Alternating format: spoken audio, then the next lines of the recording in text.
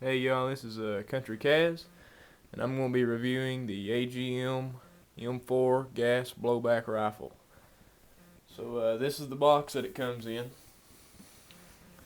I ordered it from Airsoft Megastore for $155.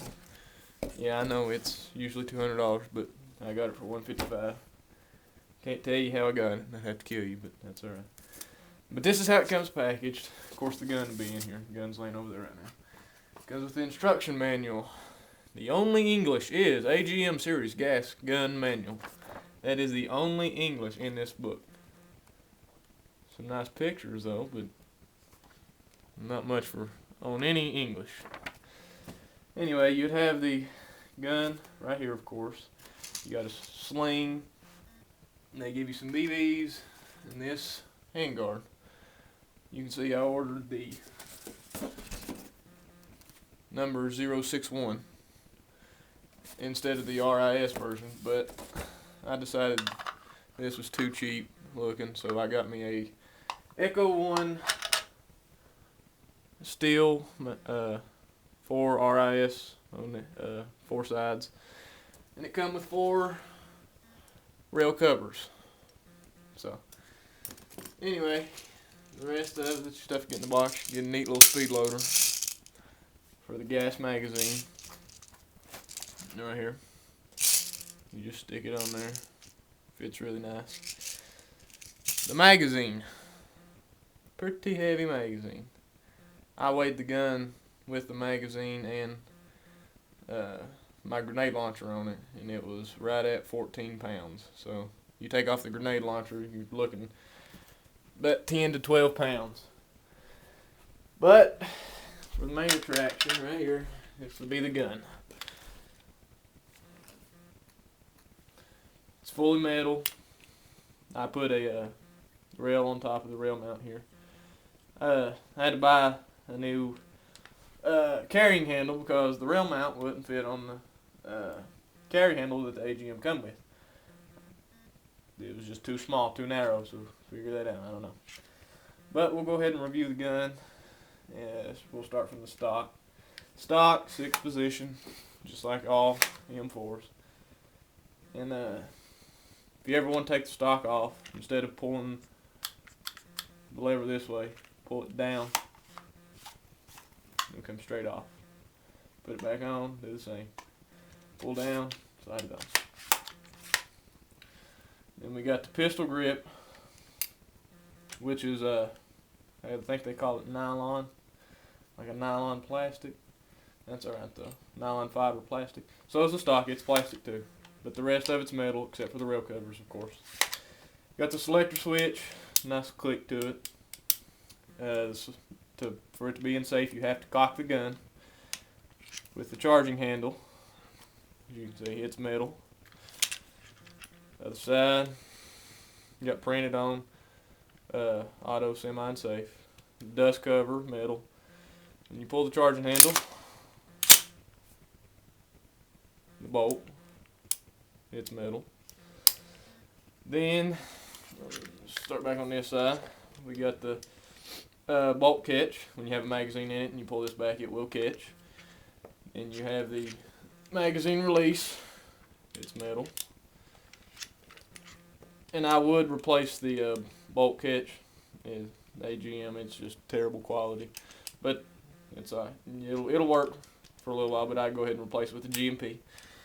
Then you have the magazine release on this side, and then this is the Echo 1 RIS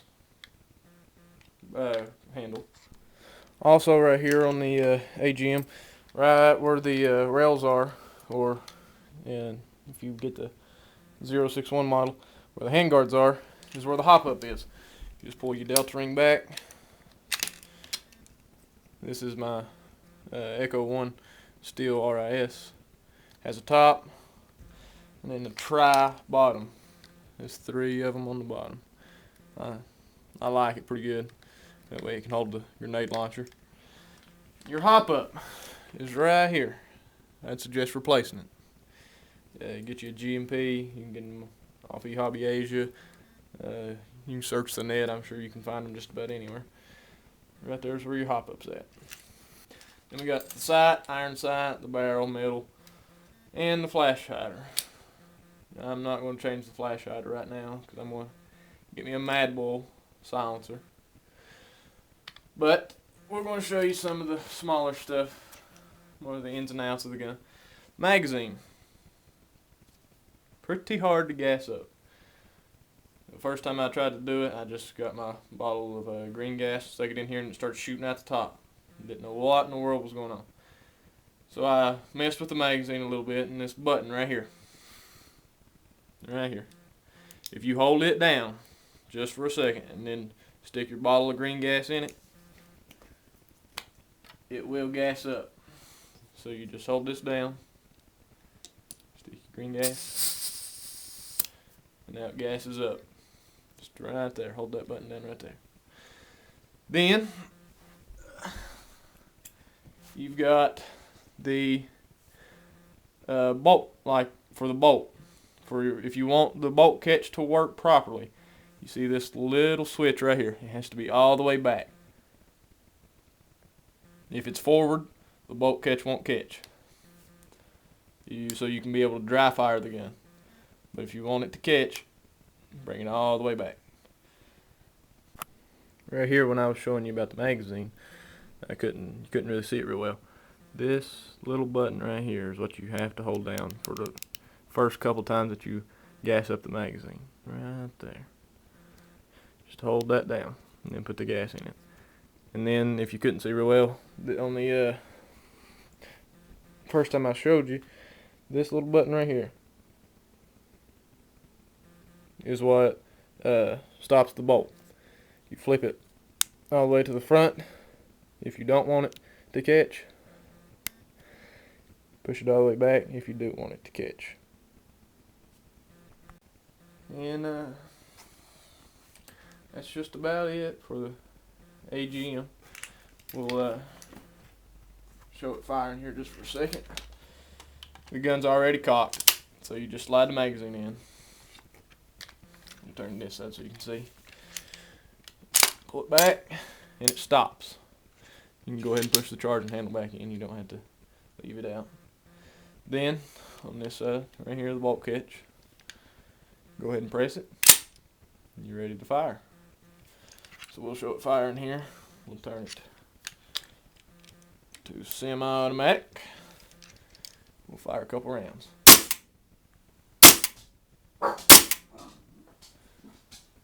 And then we'll go to full auto.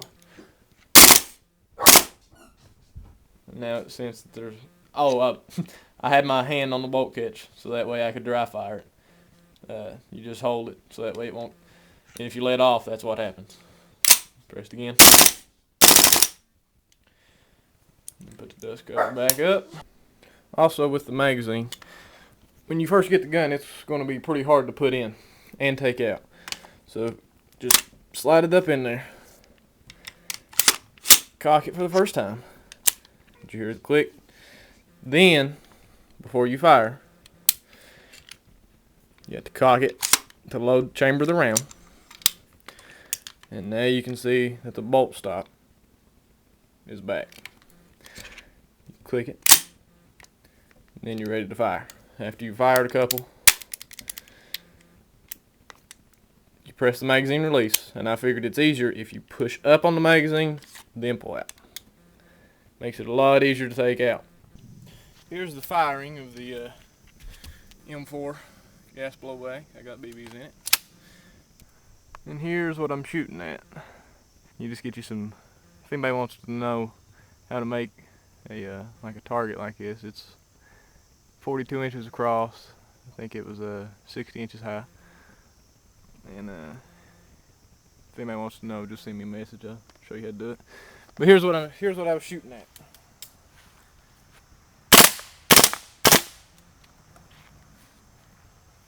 You can see I just fired my last round,